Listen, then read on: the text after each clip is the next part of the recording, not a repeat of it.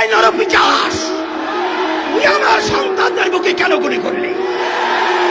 তাহলে বুঝা গেল তোরা প্রশাসনের নামে কলঙ্ক।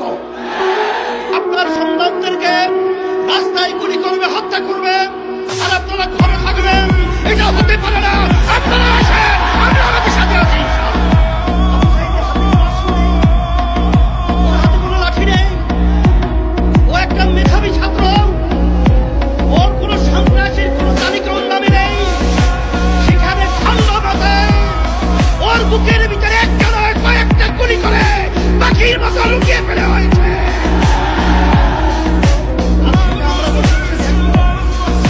আর সেটা আমরা সহ্য করবো?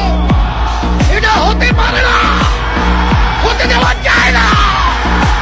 এর প্রতিবাদে রাস্তায় নামতে হবে। খুনিদের বিচার বাংলার জমিনে করতেই হবে। তাদের বক্তব্যের কারণে আজকে এই হত্যাযজ্ঞ বাংলাদেশে ঘটেছে। আপনারাই আপনাদের সন্ত্রাসীদেরকে উস্কিয়ে দিয়ে আমার নিরীহ ছাত্রদের উপরে, ছাত্রীদের উপরে গুলি করে, রান্না চালিয়ে, তাণ্ডব চালিয়ে বাংলার ইতিহাসকে কলঙ্কিত করেছে। আমরা এই দেশের মাটিতে জন্মগ্রহণ করেছি, আমরা এই দেশের সন্তান, আমরা এ দেশেই থাকবো। সন্ত্রাসীদেরকে বাংলার জমি থেকে উৎখাত করে ছাড়বো। আপনার সকলকে আহ্বান করুন, আসেন।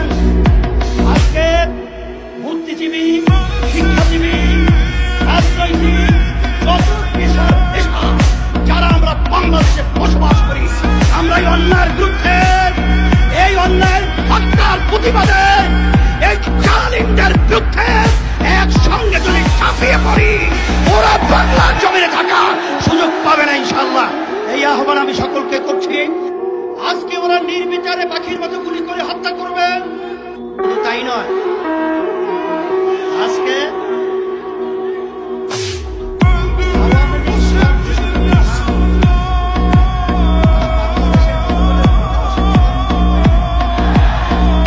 আর এই সরকার তো বাংলাদেশের জনগণের ভোটে সরকার নির্বাচিত হয় না। আজকে আপনি এবং আপনার সেক্রেটারি জেনারেল দলীয় সেখানে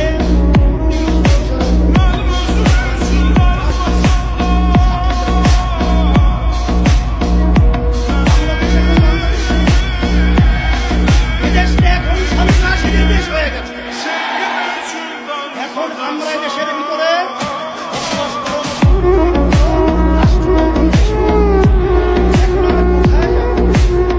আজকে রাস্তায় নামলে প্রতিবাদ করলে আজকে গুলি করা হয়, আজকে ছেড়ে দেওয়া হয়, আজকে অঙ্গহানি করা হয়। এখন আমাদের দেশ ছেড়ে কথা বলতে হবে। আমরা কি এবং বিভিন্ন উন্নত দেশে আমরা যাচ্ছি কত? এই মায়ের সংখ্যাই হলো, এই সন্তান আজকে মানসিক হলো, আজকে মা সন্তান হারা হলো, সেই সন্তানদের কি বিচার হবে? তাদেরকে কিভাবে ফেরত দেওয়া হবে? তাদের পক্ষে তো আমরা আগেও ছিলাম, কিন্তু আজকে কোন হৃদয়বান মানুষ যার একটু বিবেক রয়েছে, সে তার গুলি নিয়ে তার সন্তানের গুলি দিতে পারবে। আরে এই নরপিশাচ, তুই আমার সন্তানদের বুকে কেন গুলি করলি? তাহলে বুঝা গেল তোরা প্রশাসনের নামে কলঙ্ক। আর তোমরা প্রশাসন কি আওয়ামী লীগের লালিত পালিত ক্যাডার গুন্ডা, না বাংলাদেশের প্রজাতন্ত্রের কর্মচারী?